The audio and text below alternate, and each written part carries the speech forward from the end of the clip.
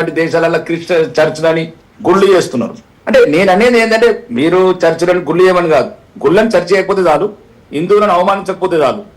కానీ ఇట్లా ఎవడు పడితే వాడు చులకనగా మాట్లాడితే ఇంకా మెజారిటీ గల దేశం మెజారిటీ సహనం కోల్పోయిందనుకో బాగా దారుణమైన పరిస్థితులు మాత్రం ఉంటాయి. ఇది మాత్రం చెప్తున్నాను నేను. ఇంకా కుల ముసుగులోనో మతం ముసుగులోనో మీరు ఇంక ఈ రకంగా ఇబ్బంది పెడుతుంటే సమాజాన్ని, మరి ఒక ఎటువంటి సంబంధం లేని మహిళల పట్ల మరి అట్లాంటి బజారు భాష మాట్లాడటం అట్లాంటి వ్యక్తులకు సరికాదు. అది మొత్తం నేను అనేది అనుకుంటానంటే మిగతా ఫాస్టర్లకు కూడా చెప్తున్నాను, దయచేసి మీరే వెలివేయండి అట్లాంటి వాళ్ళని. మాకన్నా ముందు మీరే వెలివేయండి. అట్లాంటి వృత్తులకు పనికిరారు వాళ్ళు. వాళ్ళకి మీరు ఏ శిక్ష ఇస్తారో మీ క్రైస్తవ భాషలోనో క్రైస్తవ మతంలోనో మీరే బహిష్కరించండి, శిక్షించండి. లేదు అంటే ఆ పని మేము చూస్తాం. అయితే ఇటువంటి వ్యాఖ్యలు, ఈ మతం ముసుగులో హిందువులను కించపరిచేటువంటి వ్యాఖ్యలు ఈ రోజు కొత్త కాదు. మీరు అన్నట్టుగా ఎప్పటి నుంచో ఈ రకమైనటువంటి చర్యలు వాళ్ళు చేస్తూనే ఉన్నారు, మనం చూస్తూనే ఉన్నాము. ఇకపై ఇంతటితో ఆగుతాయంటే అది కూడా గ్యారంటీ లేనటువంటి పరిస్థితి. సో అదే బీజేపీ స్టాండ్ ఏంటి? ఇవి ఆగుతాయి. ఇక మేము మా ముస్లిం సోదరులను సంప్రదిస్తున్నాము, వాళ్ళు స్ట్రాంగ్ పత్వ జారీ చేస్తామంటున్నారు. ఎందుకంటే వాళ్ళ మహిళల ముస్లిం మహిళలు కూడా ఉన్నారు, హిందూ మహిళలు కాదు. కరెక్ట్.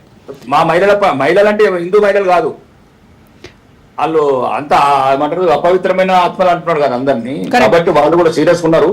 ఇప్పుడే మాట్లాడుతున్నాం ముస్లిం వాళ్ళు పత్వా జారీ చేస్తామంటున్నారు. అంటే తల దేవటమో చేతులు ఉంటాయి కదా పత్వాలల్లా రకరకాలు. అట్లయితే కొద్దిగా ఒంట్లో భయం ఉంటుంది.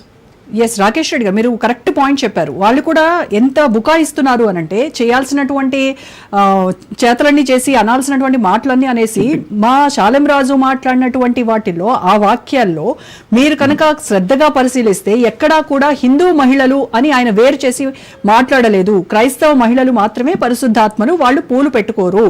బజారు ఆత్మలకు అలా పెట్టుకునే వాళ్ళు వేరే ఉంటారు, ఆ వేషాలు వేసేవాళ్ళు వేరే ఉంటారు అని అన్నారు తప్ప మేము ఎక్కడ మహిళల్ని హిందువులు ముస్లింలు అని చెప్పి మేము అనలేదు కదా అనేసి వాళ్ళు బుకాయిస్తున్నారు.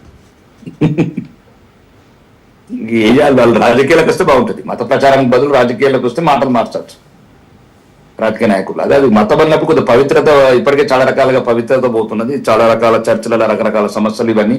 ఎందుకంటే వాళ్ళ మతంలో నేను పెద్ద ఇన్వాల్వ్ కాదలుచుకోలేదు. నేను కూడా ఈ రోజు బహిరంగంగా కూడా చెప్తాను, ఇంతకుముందు కూడా చెప్పాను, ఇంతకుముందు నేను ఎదుగుల ద్వారా చెప్పాను. ఎప్పుడైతే అన్ని మతాలు సమానమైనప్పుడు మత మార్పిడి ఎందుకు అవసరం పడుతున్నది మీకు? ఇప్పుడు అన్ని మతాలు సమానమైన పదాలు వచ్చినప్పుడు ఒకటి. రెండోది, హిందువులను ఎందుకు మారుస్తున్నారు మీరు? హిందువులను ఎందుకు మారుస్తున్నారు? ముస్లింస్ ఎందుకు మార్చారు? నేను అట్లా కూడా ఛాలెంజ్ చేశాను. పెద్ద ఆయన ఎవరో ఉంటారు, కల్వారి ఏదో సతీష్ కుమార్ గారు ఎవరు ఉంటారు, మీ నేలకు ఎవరో అతను ఎవరో కుక్కడిపల్లి ఉంటాడు ఒకరు.